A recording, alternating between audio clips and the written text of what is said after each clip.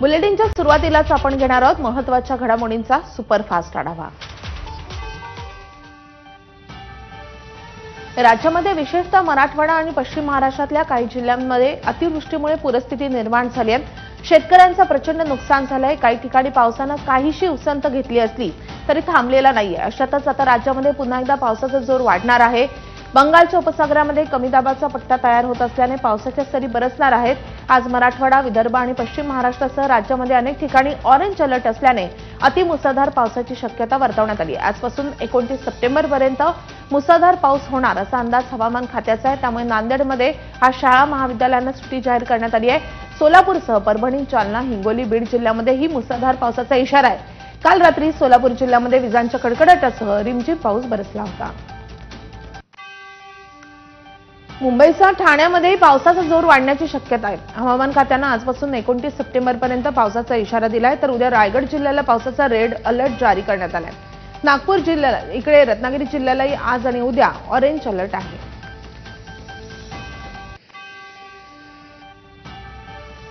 लातूर शहरासह निलंगा आणि चाकूर तालुक्यामधील काही भागामध्ये काल सायंकाळी पावसाचं पुनरागमन झालंय। निलंगा तालुक्यातील शेडोळ परिसरामध्ये जोरदार पाऊस झाला असून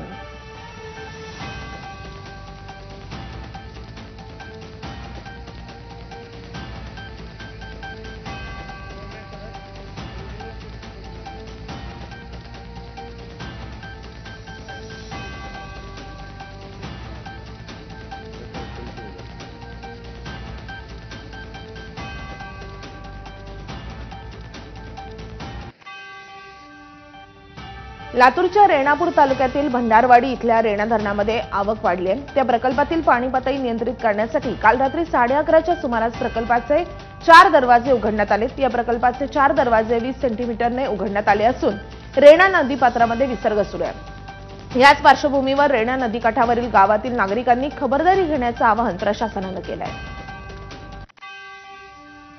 तिकडे धाराशिव जिल्ह्यातही तुफान पावसानं हजेरी लावली आहे। त्यामुळे तेरणा नदीच्या पाण्यामध्ये मोठी वाढ झाली आहे। धाराशिवच्या संजीतपूरचा संपर्क तुटला आहे। पावसाच्या पार्श्वभूमीवर शाळांना आता सुट्टी जाहीर करण्यात आली आहे। दुसरीकडे महापुरानं हैराण असणाऱ्या शेतकऱ्यांच्या अडचणीमध्ये वाढ झाली आहे।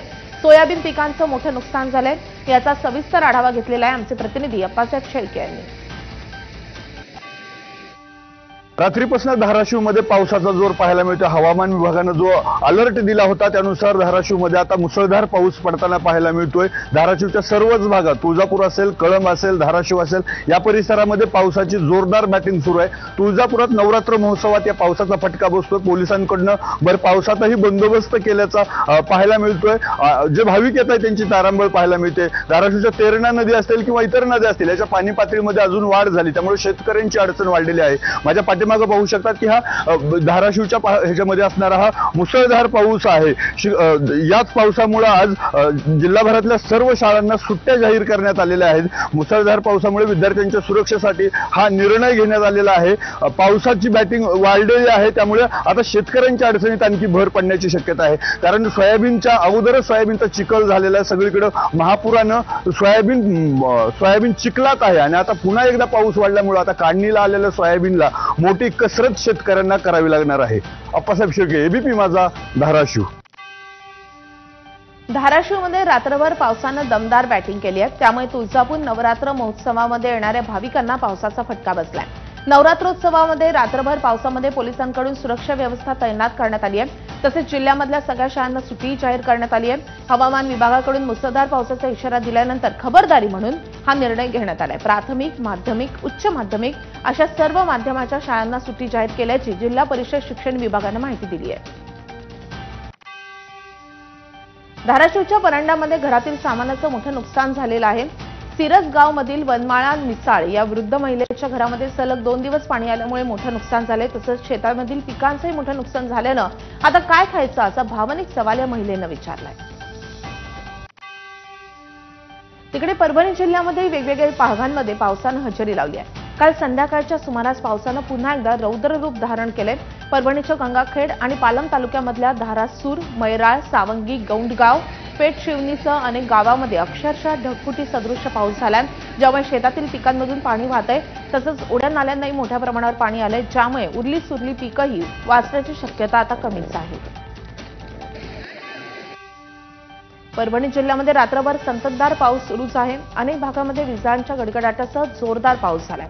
गंगाखेड, पालम, सोनपेठ, पाथरी, पूर्णा तालुक्यामध्ये पावसाचा जोर जास्त आहे, त्यामुळे पुन्हा एकदा ओढ्या नाल्यांना पाणी आलंय। सध्या गोदावरी, पूर्णा, दुधना तिन्ही नद्यांची पाणी पातळी नियंत्रणात आहे। मात्र उरली सुरली पिकेही आता या पावसानं हाताबाहेर जातील अशी शेतकऱ्यांना भीती आहे।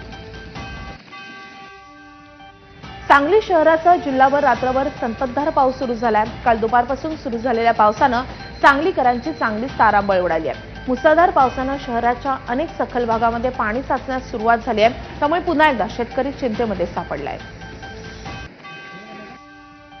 मध्यरात्री भंडारा जिल्ह्यामध्ये पावसानं अक्षरशः झोडपून काढलंय।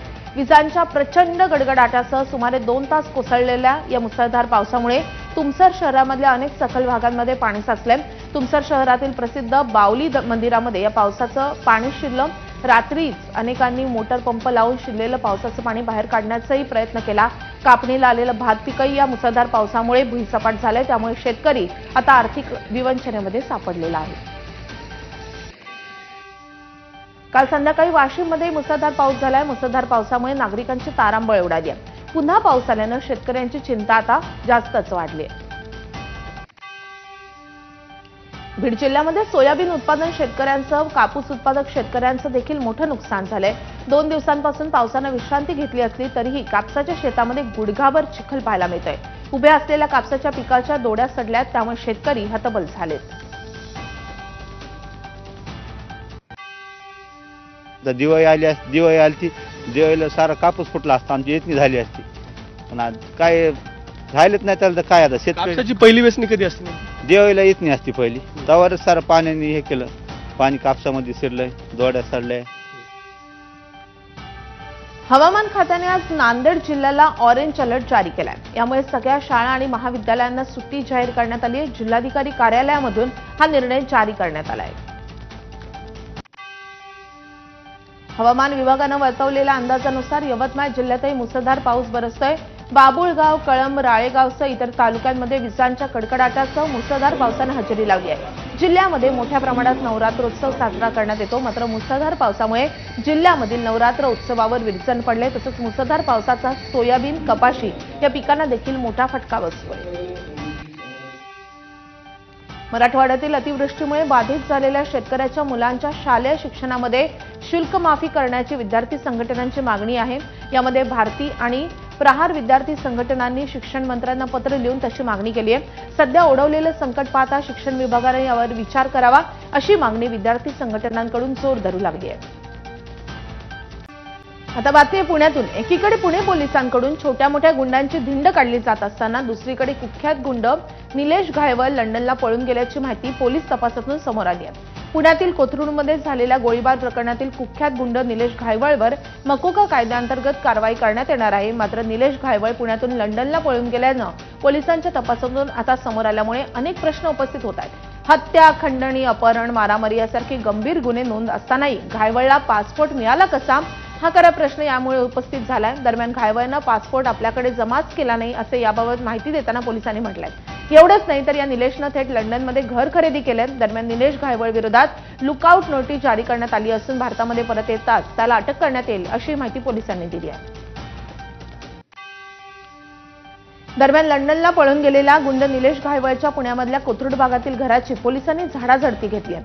यावेळी घायवळच्या 2 स्कॉर्पिओ कार आणि 2 दुचाकी पोलिसांनी जप्त केल्यात। त्याचबरोबर कोथरूडमधील हल्ल्यामध्ये सहभागी असलेल्या इतर 7 आरोपींच्या घराची देखील पोलिसांनी झडती घेतली आहे। कोथरूडमधील 17 सप्टेंबरच्या मध्यरात्री नागरिकांवर गोळीबार झालेला होता। या 7 आरोपींची पोलिसांनी धिंड देखील काढलेली होती। राष्ट्रीय स्वयंसेवक संघाच्या शताब्दी वर्षानिमित्त संध्याकाळी 7 वाजता नागपुरात स्वयंसेवकांचं पथसंचलन होणार आहे। यशवंत स्टेडियम, कस्तुरचंद पार्क मैदान आणि हॉकी मैदान या 3 ठिकाणाहून निघणारे वेगवेगळे पथसंचलन एकाच वेळी सीताबर्डी परिसरातील व्हेरायटी चौकामध्ये पोहोचतील। तिथे सरसंघचालक डॉक्टर मोहन भागवत या पथसंचलनांचे अवलोकन करतील। नागपुरात आजवर झालेल्या संघाच्या पथसंचलनापैकी हे सर्वात मोठं पथसंचलन असेल। या पथसंचलनामध्ये 9,000पेक्षा जास्त स्वयंसेवक सहभागी होणार असल्याची माहिती आहे। सचिवालय जिमखान्यावरून मंत्रालयातील वरिष्ठ विरुद्ध कनिष्ठ अधिकाऱ्यांकडे आता संघर्ष पेटण्याची शक्यता आहे। राज्याच्या तत्कालीन मुख्य सचिव सुजाता सौनिक पदावरून पायउतार होताच सचिवालय जिमखान्याच्या नियमांमध्ये बदल करण्याचे प्रयत्न सुरू झालेत. 3 वर्षांची मुदत संपायला 1 दिवस बाकी असताना सोमवारी विशेष सर्वसाधारण सभा बोलवण्यात आली. सुजाता सौनिक यांनी त्यांच्या कार्यकाळामध्ये ऑगस्ट 2024 मध्ये सर्वसाधारण सभा बोलवत नियमांमध्ये अनेक बदल केले. मात्र सौनिक पायउतार होताच 625 सदस्यांनी बदललेले नियम रद्द करण्याची मागणी केली. मात्र काही सदस्यांनी याला आक्षेप घेत विद्यमान मुख्य सचिव राजेश कुमार यांच्याकडे तक्रार केली आहे. सौनिक यांनी केलेले बदल कायम राहावेत यासाठी उपसचिव आणि त्यापेक्षा वरिष्ठ अधिकाऱ्यांची मागणी आहे, तर बदल रद्द करण्याची मागणी कक्षाधिकारी आणि त्यापेक्षा कनिष्ठ अधिकाऱ्यांनी केलेली आहे.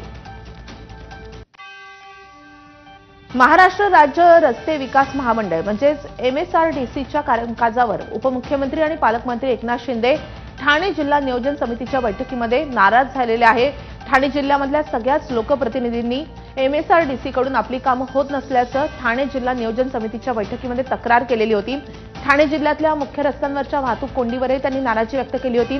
स्वतः एकनाथ शिंदे यांच्याकडे भिवंडीमधल्या वाहतूक कोंडीच्या तक्रारी आल्यानं तेही MSRDCच्या कामकाजावर नाराज होते. त्यामुळे शिंदे यांनी ठाणे जिल्हा नियोजन समितीच्या बैठकीमध्ये तातडीनं काही आदेशांची अंमलबजावणी करण्याच्या सूचना दिल्या.